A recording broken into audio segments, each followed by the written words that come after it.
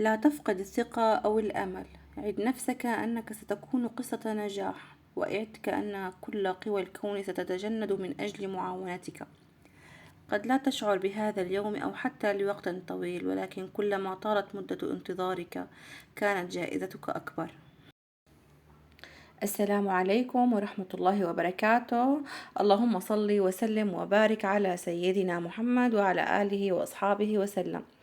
كيفكن يا بنات؟ إن شاء الله تكونوا بألف ألف خير وأنتوا عم بتشوفوا فيديو اليوم. رجعت لكم بروتين حلو خفيف ولطيف، ان شاء الله يكون عم تحبوا اللي عم اقدمه. وشكرا لكل بنوته ما بتنسانا من الدعم واللايك والاشتراك والتعليق الحلو اللي بيشبه قلوبكم. الله يجبر قلبكم وخاطركم.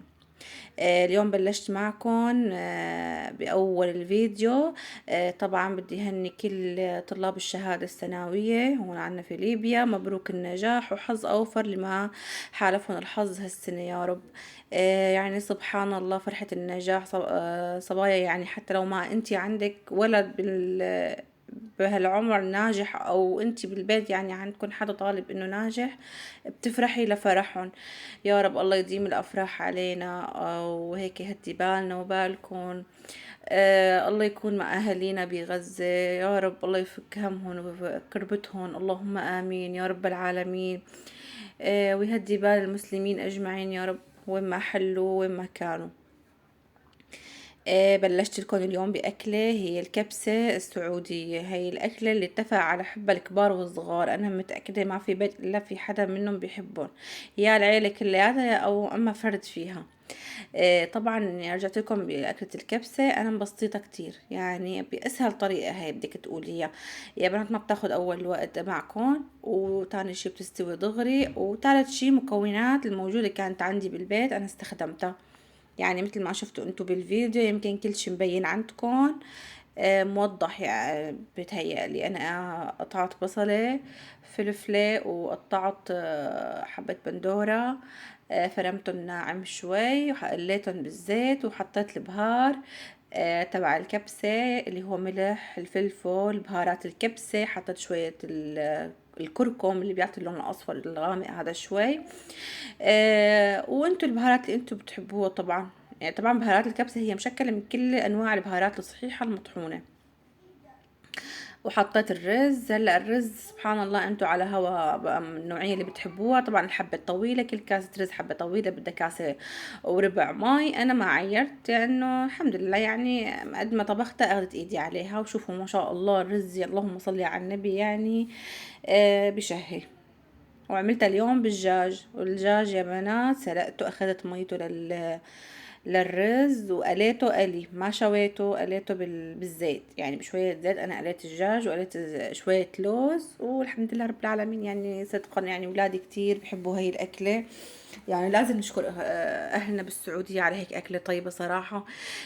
يعني من زمان احنا كنا نعملها، امي تعمل لنا اياها احنا وصغار، وسبحان الله كبرنا وصار عنا اولاد واولادنا يحبوها. هيك الله يديمها على نعمة يا ربي، ولا يحرمنا من زوالها. شفتوا الدجاج انا سلقته حمرته بالزيت، فيكم تحطوه بالفرن. قدمت جنبه سلطة الدقوس اللي هي السلطة الخضراء المطحونة بالخلاط. يمكن الكل بيعرفها، اللي هي عبارة عن بندورة والفلفل والبصل، وقدامها لبن الزبادي. هذا كتير كتير روعة يا بنات، ان شاء الله تحبوها. وهيك حبيت على العصر اني اعمل لاولادي كيك، الكيك الزمني، الكيك البسيط اللي بيرجعنا لايام الطفولة. حبيت اعمل لكم اياه بالمكونات الموجودة بكل بيت، حتى ما حبيت اعمله بخلاط الايد، حبيت اعمله بالمشبك. الحمد لله، يعني الواحد بيقدر يتأقلم على كل الظروف يا بنات. يعني ما بتوقف حياتنا على شي كهرباء، لا ما بتوقف حياتنا على على شغلة معينة مو موجودة عندي انا بوقفها، لا بنقدر نتأقلم ان شاء الله على كل الظروف. المهم الصحة بخير وكل شيء مقدر عليه. عملت هي كيكة الطفولة أنا بسميها. كاسة زيت، كاسة سكر، لا كاسة أقل من كاسة زيت، والزبدة يا بنات دايما بالكيك أطيب. بس أنا قلت لكم المتوفر عندي، حبيت أعمل لأولادي هيك كيك على العصر، مشترين كانوا على شغلة حلوة وحبيت أعمل لهم إياها. خبروني انتو يا بنات كيف طريقتكم بالكبسة. حبايب قلبي بنات اللي بليبيا، اكيد حدا عندها ناجح، كل وحدة عندها ناجح في البيت ان شاء الله. هيك الف الف مبروك، واللي ما حالفهم الحظ ان شاء الله يا رب السنة الجاية بتتعوض معنا اخر الدنيا ان شاء الله.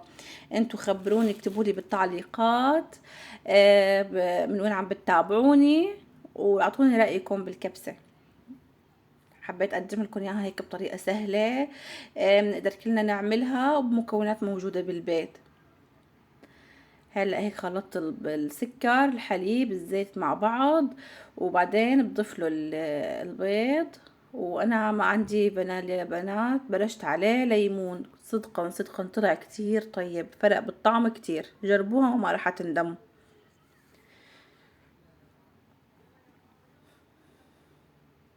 حبيباتي لا تنسوني من الاشتراك بالقناة وتفعيل زر الجرس ليوصلكم كل جديد أنا عم نزله.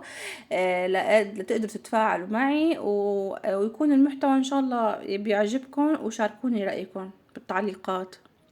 في بنات كتير عم تكتب لي كلام حلو مثل هون، الله يجبر قلبهم وخاطرهم يا رب. لا هيك خلطتها، وبتضيفي طحين لعند ما تشوفي انتي القوام خلص مسك.